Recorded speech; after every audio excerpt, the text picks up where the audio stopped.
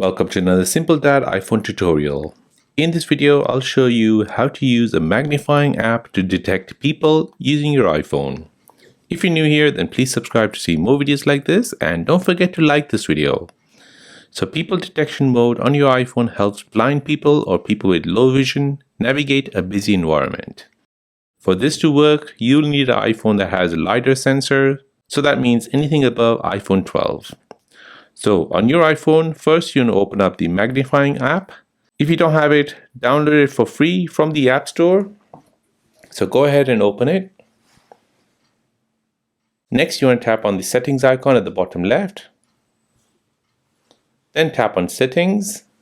Next you want to scroll down and you want to add detection mode to your secondary control. So go ahead and tap on plus.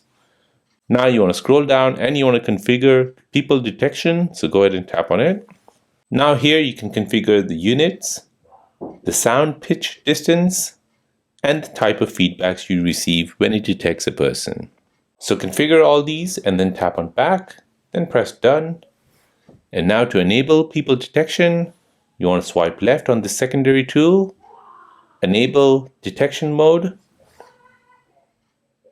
And here at the left hand side, you've got different detections. So go ahead and enable people detection only. Now once it detects a person within 2 meters, it'll let you know by playing a feedback you set. And that is how to use the magnifying app to detect people using your iPhone. If this video is helpful, then please subscribe to see more videos like this. If you have any other questions, then please do let me know in the comment section down below. Thanks for watching and see you in the next one.